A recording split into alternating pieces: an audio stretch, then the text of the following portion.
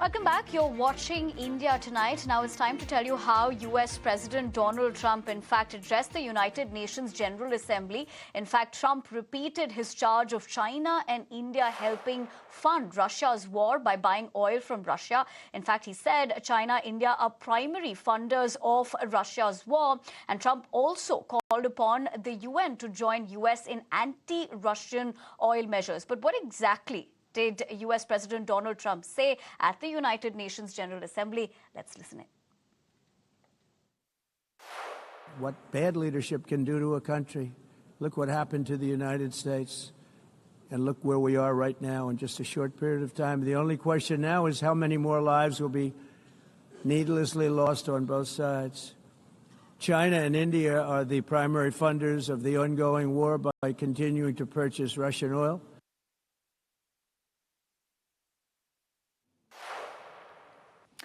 All right, ladies and gentlemen, to discuss this story furthermore, we're now joined by a special guest. Vivek Mishra from ORF is now joining us. Vivek, thank you very much for taking the time out and speaking to us here on ET Now. Trump once again upping the ante against India for its oil trade with Russia, especially even as a trade team from India is in the United States for trade negotiations. How do you read into his comments at the UNGA?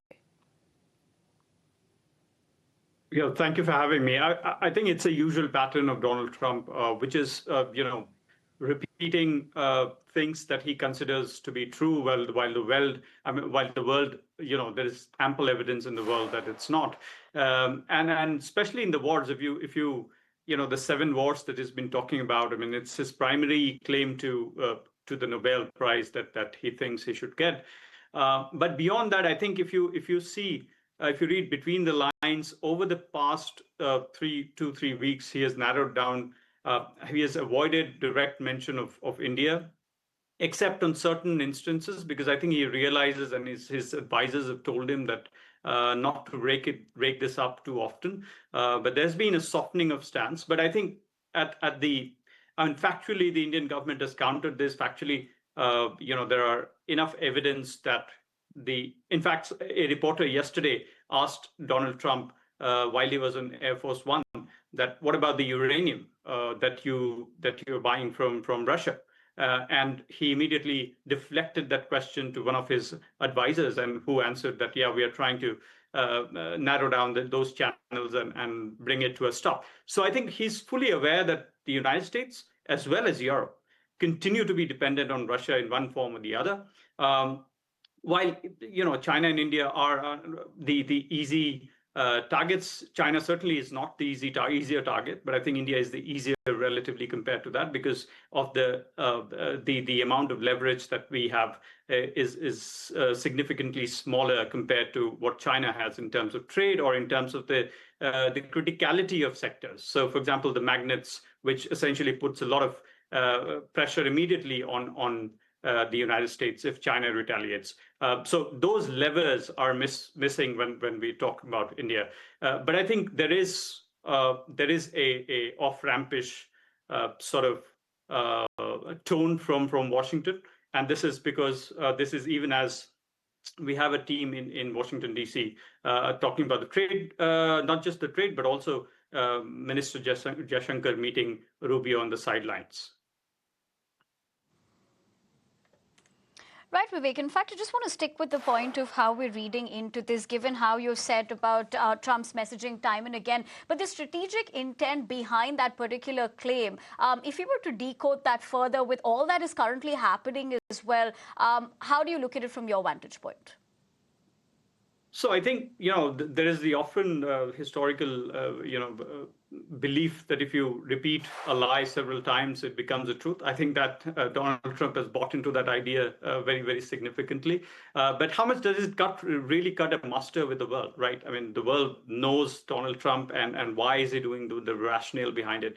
I mean, while the smaller, as I've also written about this, that with smaller nations, it's much easier to sort of sell the arm twisting tactics because of the economic leverage and also because of the need of such countries with the United States. With larger countries, these arm twisting tactics sort of water down. I mean, I'm not saying it doesn't work, but it certainly waters down. And therefore, you're seeing a significant push back and forth between the US and India on certain issues where India has drawn very stark red lines and still not publicly acknowledged his claim about the ceasefire between India and Pakistan that happened in May. So I think there are certain red lines that I think Trump now imagines to be there regardless. So I think that is one. The second is the fact that whether the issue of trade, whether certain red lines can be pushed. I think there India has shown that it can be more conciliatory, that it can really push back certain. It's ready to talk and bring certain conciliations at the table because those come with not just immediate harm, but I think in long term also reformation for India's own economy and economic status. So I think there is a calculus of benefit and cost benefit analysis when you talk about trade. But about political grandstanding, I think the lines are pretty stark as far as India is concerned.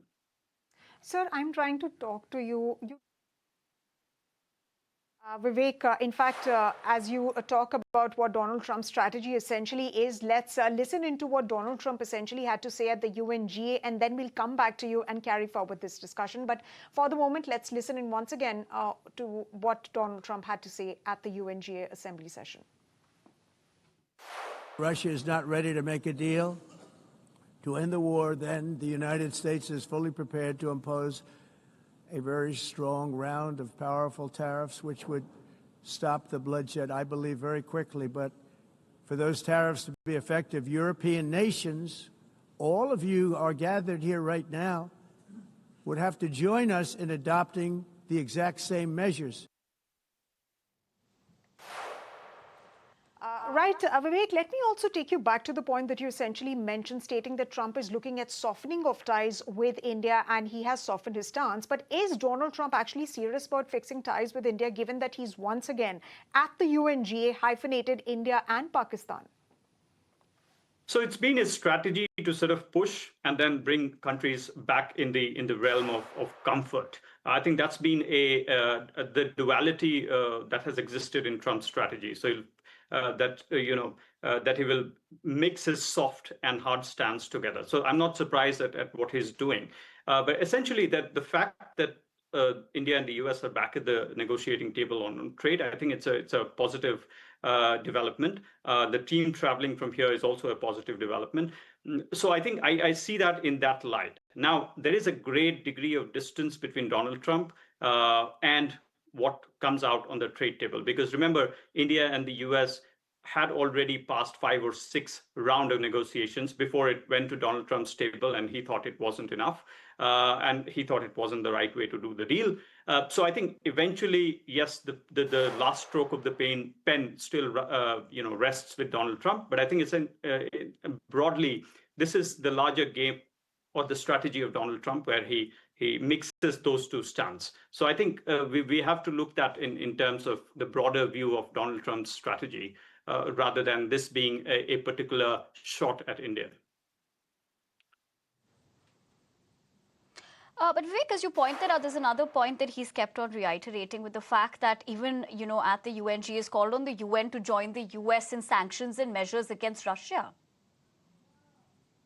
Yeah, I think that's again a different, the second sort of strategic reorientation that Trump is trying, right? I mean, the first instance he failed at pushing Russia in a corner. The second instance is if Europe, which is the LNG dependence of Europe is huge, and then second set of sanctions, which I think Ursula von der Leyen the other day mentioned that she'll try and impose, where some entities of India will also be impacted. But I think let's be clear. Sanctions have, there are historical studies in terms of how effective sanctions can be. Now, if the US and the EU were to combine their sanctions, yes, it'll squeeze some countries in a corner.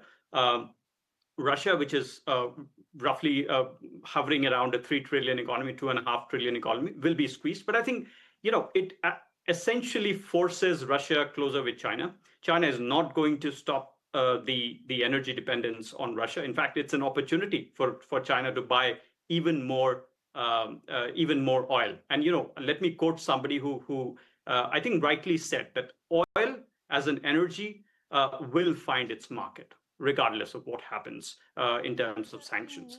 So I think because it's such a valuable commodity and it has a slippery conduit in terms of international market, I think oil will find its way into the international market regardless of the sanctions, because I think supply chains will be redone, and even as we speak, are being redone, because countries are rethinking their alliances, their reliance on typical countries for a certain form of energy. Right, Vivek, in fact, let me ask you one final question before we carry on. In fact, United States is prepared to impose a strong round of tariffs, is essentially what Donald Trump has also stated. But can Donald Trump stretch the tariff arm twisting strategy any further, given that countries like China, Brazil, and India have stood up to Trump's bullying, whether it's related to oil tariffs or trade talks? Well, definitely. I mean, the United States has certain arsenals through which it can pressure, bring in more sanctions on the international shipping, so it can target the logistics. Particularly, it has already started targeting old ships, which were sort of finding alternate routes or circumventing the sanctioned routes already. So I think the U.S. can bring to bear certain capabilities which other countries can't. And with alliances, these can become more restrictive. But international, oil and other forms of energy pass through international supply chains and international waters, which is as is the definition, international, which is even the UNCLOS defines them as beyond certain measures of a certain country. So I think a lot of activities are beyond the remit of US or the EU to really shape those events. And then there are non-state actors like the Houthi attacks and everything else. So the ability of the United States or any other country to put sanctions and regulate the international shipping lines, the international, the shipping industries, for example, Maersk, etc., is really fairly limited. Because if on the other side, countries like Russia and China really decide to circumvent those and create new lines of connectivity, especially in times where the US is running into problems with other countries which are rich in oil, for example, Venezuela. Venezuela has, the US is really teetering on the brink of a crisis at this moment. So if all the other set of countries really combine their capacities... In fact, you make very imperative points, but I'm afraid I'd have to interject you there because we're running short of time. But having said that, thank you very much for taking the time out and joining both Sumita and I on India Tonight. But for the moment, we leave the conversation at that. But we continue to put into